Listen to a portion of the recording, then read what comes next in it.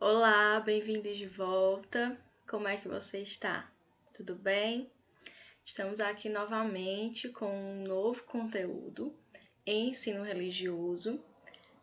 Na última aula nós falamos um pouco sobre a questão da identidade, né? E nessa aula a gente vai trabalhar um pouco sobre o conhecimento da realidade, pessoal. O conhecimento da realidade que eu trouxe para a gente debater em vídeo aula seria o conhecimento de algumas questões que vêm à tona no nosso dia a dia, que muitas vezes a gente quer deixar passar, não olhar, não observar, porque é mais conveniente para a gente, mas que não se resolve dessa forma. Que a gente deveria ter um olhar mais atencioso para essas questões e o ensino religioso, a disciplina de religião, nos ensina a enxergar com os olhos da fé, certo?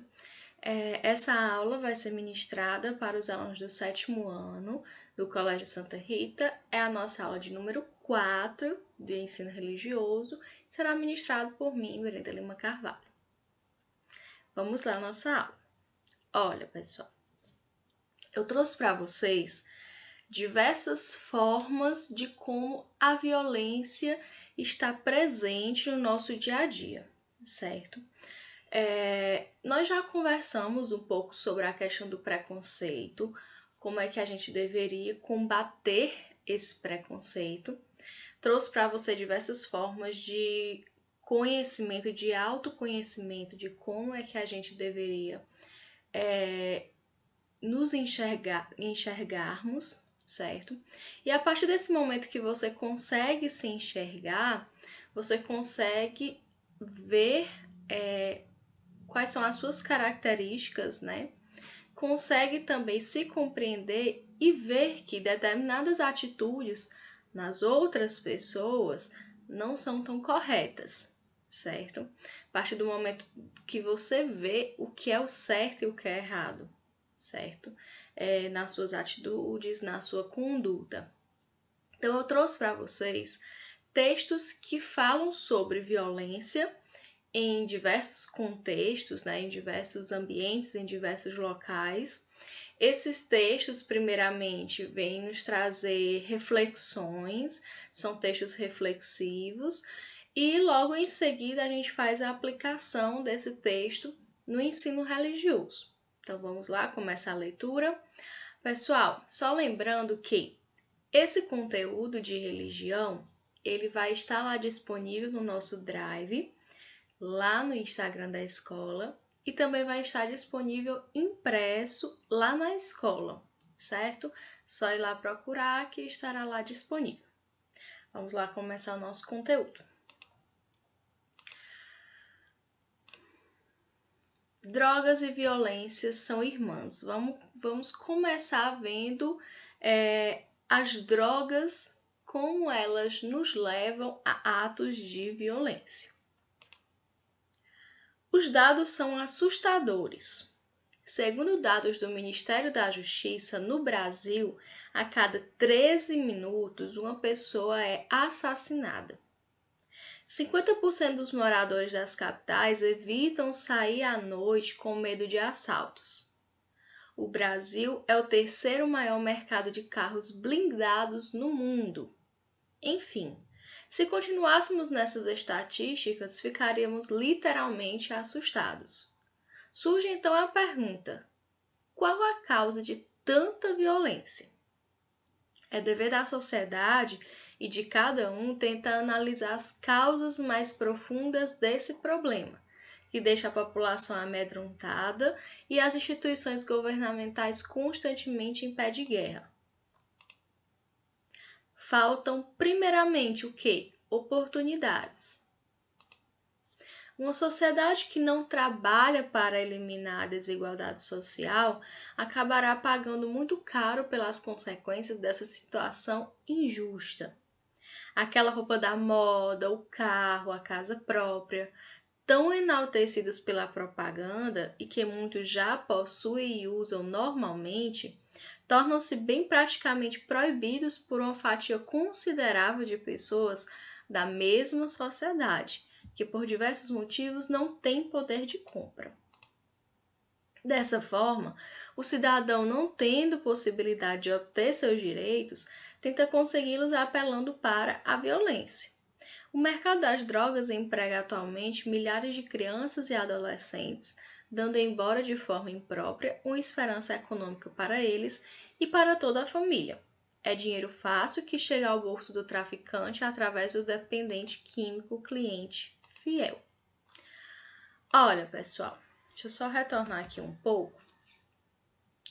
Quando a gente lê esse texto, a gente tem uma falsa sensação de que ele está nos impulsionando, né? Na partir do momento que ele fala assim, tem desigualdade social, né? Tem pessoas que têm oportunidades, mas outras não. E nessa questão de que as drogas é uma forma de entrar no mercado de trabalho e trazer dinheiro para essas pessoas que não têm condições financeiras.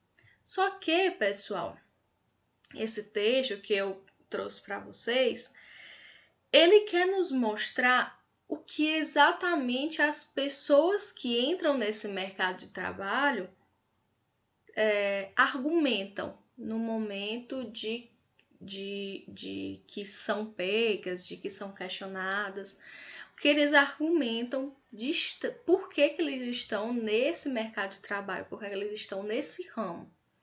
Sendo que, pessoal, nós sabemos que não há justificativa para chegar até tal ponto. Não existe justificativa. Nós sabemos sim que há uma questão de desigualdade social, há uma desigualdade entre as pessoas, sim, nós sabemos disso, mas não é justificativa para entrarmos em um mundo ilegal, certo? Não há justificativa para entrarmos nesse mundo.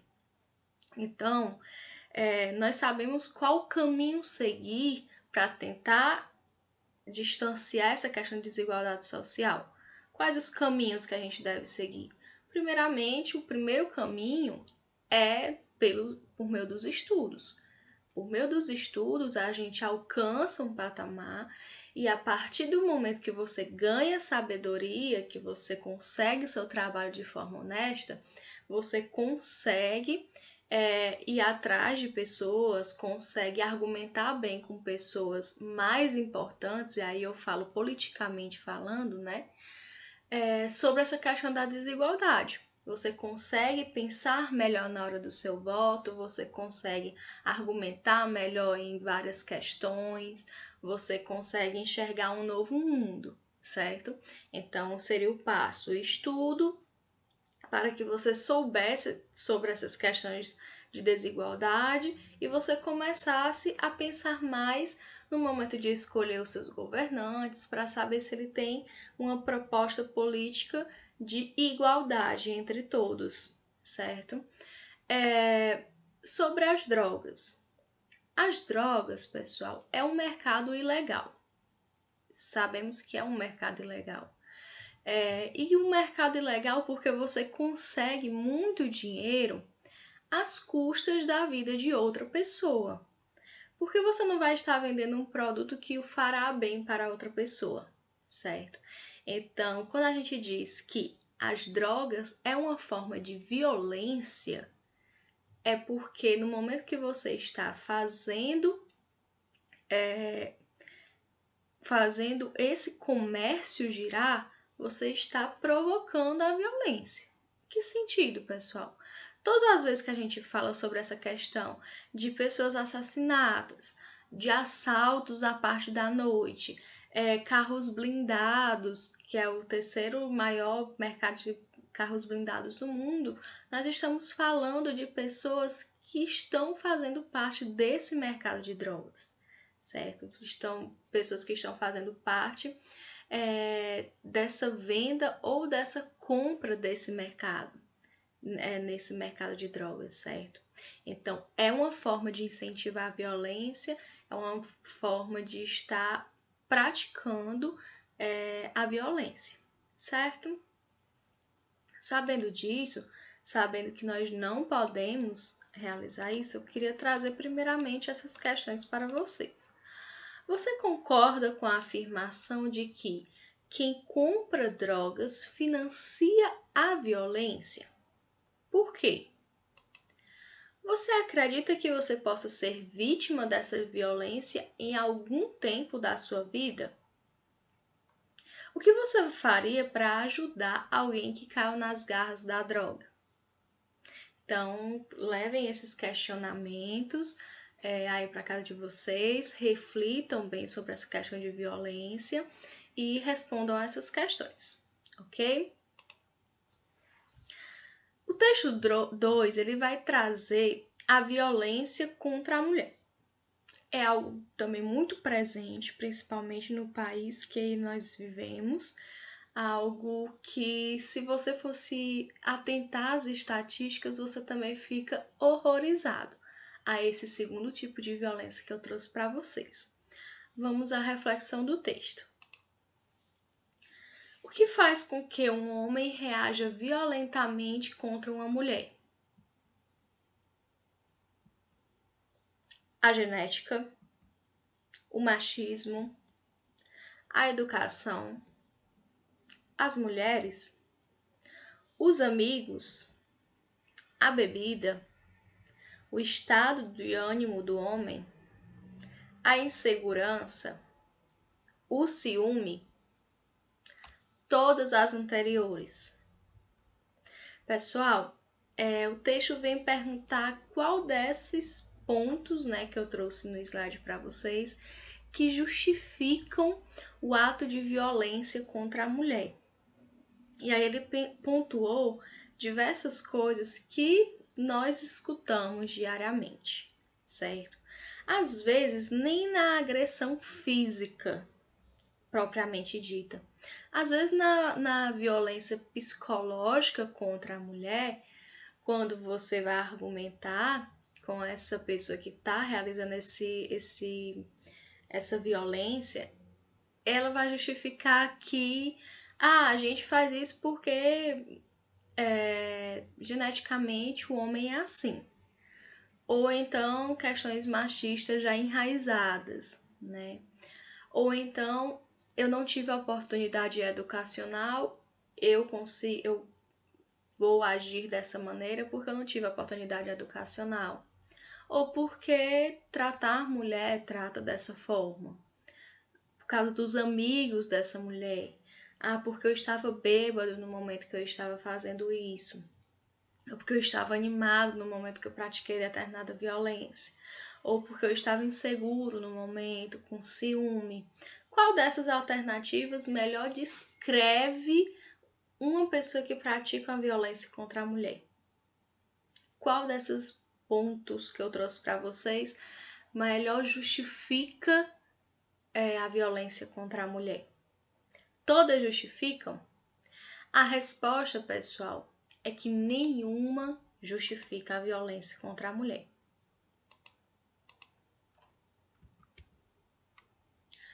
Nada justifica a violência que milhares de mulheres sofrem no mundo inteiro. Por trás da história da violência contra a mulher há uma longa lista de fatos: desconhecimento, falhas na legislação, descompromisso social, falta de solidariedade e, acima de tudo, o silêncio e o medo de denunciar os agressores. Esses dois últimos itens são os maiores aliados desse crime contra as mulheres. A falta de compromisso das autoridades e das próprias vítimas, o medo de denunciar, o desconhecimento da lei ou a total ausência de normas que punam o delito, entre outras coisas, são o que tornam essa prática tão comum nas sociedades latino-americanas e em todos os lugares do mundo marcado por uma conduta totalmente machista. De acordo com a ONU, uma em cada 3 mulheres é maltratada e coagida a manter relações sexuais ou submetida a outros abusos. Entre 30% e 60% das mulheres que já tiveram parceiro sofreram alguma vez violência física ou sexual por parte do companheiro. E 48% das meninas e jovens com idade entre 10 e 24 anos afirmam ter tido suas primeiras relações sob coação. Esses dados são um chamado às mulheres, esses dados assustam. Eles chamam as mulheres que vivem esta situação e as que ocupam um cargo político, que têm uma voz maior, mais alta, mais altiva, né, politicamente falando, ou posições de liderança, para que se conscientizem que o mundo sobre essa realidade e a todas as mulheres para que superem seus medos, ergam a sua voz, superem os preconceitos, façam valer seus direitos sobre os seres humanos. Se você for vítima de lesões à integridade física, emocional ou sexual, a primeira coisa que deve ser feita é quebrar o silêncio e falar com alguém sobre essa situação. Esse alguém pode ser qualquer pessoa da sua família, algum amigo ou até mesmo uma pessoa desconhecida, ela vai te ajudar. O silêncio é seu pior inimigo em um momento como esses. Em caso de agressão, tente sair perto do agressor, chame a polícia, vá a um hospital ou a casa de um amigo que possa ajudá-lo. E o mais importante, denuncie. É preciso mudar a mentalidade de todas as mulheres, nada justifica esse ato. Olha, pessoal, trouxe para vocês esse texto que ele vem falar um pouco sobre essa questão da violência contra a mulher, né? Olha, pessoal, eu trouxe esse texto que vem falar um pouco sobre a violência contra a mulher. Outra forma de violência que a gente consegue enxergar no nosso dia a dia. E que se você não consegue observar dentro do seu seio familiar, dentro da sua comunidade, basta vocês analisarem em estatísticas, como eu trouxe uma para vocês, que são casos que estão acontecendo pelo mundo constantemente, certo? Então, o texto trouxe para você que é mulher, trouxe a conscientização, trouxe essa questão de abra os olhos, observe o que está acontecendo à sua volta, observe o que vai acontecer durante a sua vida, né? E casos de violência física, psicológica, sexual, o mais correto a ser feito é a denúncia, o mais correto a ser feito é você ter sua voz, seu direito, seus direitos respeitados, certo? E você que é homem também observar isso no seu seio familiar, se isso está acontecendo, se está acontecendo à sua volta, e também, desde já, adquirir pensamentos, pensamentos ao contrário desse sentido da violência, certo? Adquirir conhecimento sobre essas questões, verificar que essas são questões erradas, que a gente, querendo ou não, ainda arrasta de outros tempos até então, mas que hoje vemos que são atitudes realizadas que ferem uma outra pessoa, certo? Então, nós falamos sobre a questão das drogas, que é uma forma de violência, entrar nesse mercado de trabalho é furada. Falamos sobre essa questão da violência contra a mulher, que é constantemente ocorrida, né? Que o que nós deveremos fazer? Mudar a nossa cabeça em relação a alguns conceitos, alguns pensamentos já pré-formulados que nós temos e que muitas vezes, se a gente for tirar da nossa cabeça e for analisar o que falamos, como agimos, estaremos vendo que estamos praticando uma forma de violência, né, contra a mulher. Sobre esse assunto, gostaria que vocês realizassem a seguinte reflexão. Reflita e discuta questões abaixo. Meninos não devem chorar e meninas devem somente aprender a cozinhar, lavar e passar. Ah, professora, eu não tenho pensamentos de violência contra a mulher, certo? Ah, professora, eu não tenho pensamentos machistas. A minha família não tem esse pensamento. A minha família não precisa argumentar sobre violência contra a mulher e sobre presença de machismo dentro da minha casa, porque isso não é presente. Mas muitas vezes nós escutamos dia a dia, ou lá na calçada da nossa vizinha, ou algum tio comenta, ou algum dos pais, ou nós mesmos comentamos essa questão. Esse texto, essa pequena frase que eu trouxe para vocês refletirem, que o homem não chora, ou então mulher tem que saber cozinhar, lavar e passar. Então, essas são questões ultrapassadas, são comentários ultrapassados que devem ser repensados até mesmo no momento de pensar, no momento de falar questões simples como essas, mas que ferem o ser de determinadas pessoas, certo? Fere o nosso ser, ok? Então, reflita essa questão na casa de vocês. Se vocês quiserem, aproveitem esse momento que vocês estão em casa, conversem com os pais de vocês sobre essa questão da violência relacionada à mulher. E vendo isso, vendo essas questões, daqui a pouco a gente vai interligar elas ao ensino religioso. Então, assim, pessoal, nós encerramos a nossa aula.